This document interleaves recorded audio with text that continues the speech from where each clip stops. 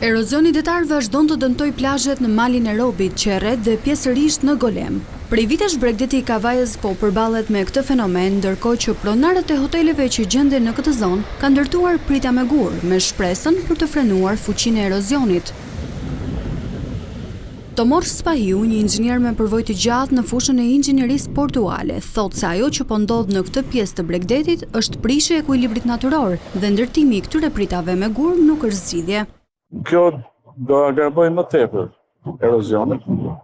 Në duket sikur ashtu, por jo vetëm që do ketë erozioni do jetë i pandërprer, por me këto struktura prishet dhe regjimi i turistik. Njerëzit nuk vinë për të ecur mbi gur apo për të gjuetur peshk mbi ato, por vinë për orën dhe për brekun e tetit.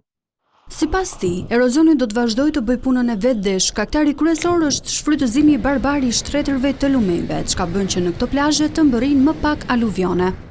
Këto kanë qenë ekuilibër, ato aluvione që vinin dhe derdheshin në det sot nuk derdhen, sepse kemi një shfrytëzim barbar të shtretërve të lumeve.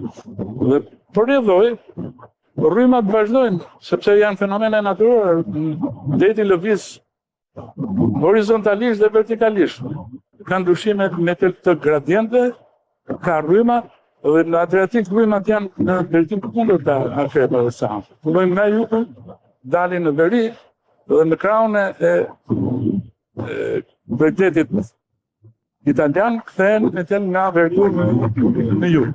Spahiu thotë se edhe në rast se këto prita do të ndërtoheshin paralel me bregun, përsëri nuk do të ishin efektive, ndërkohë që do të rrezikonin edhe pushuesit. Përsëri ka impakte të tjera, do ndikojë ke zhvillimi i turizmit, sepse nëse do ndërtojnë prita të cilat do japin efekte, do frenojnë erozionin në breg, por kanë impakte të tjera negative sepse do të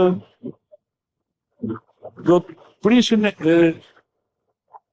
do janë risk për turistët, të cilët përdoren mjete ujore dhe duhet një menaxhim shumë i kujdesshëm i hapësirave ujore. Pastaj inxhinieri Tomor Spahiu thotë se do duhen vite që situata të ndryshojë dhe hapi i parë mund të jetë një moratorium 10 deri në 20 vite për ndalimin e shfrytëzimit të lumeve, pasi sipas tij vendimet që lidhen me natyrën nuk duhet të merren nga politika, por nga specialistët.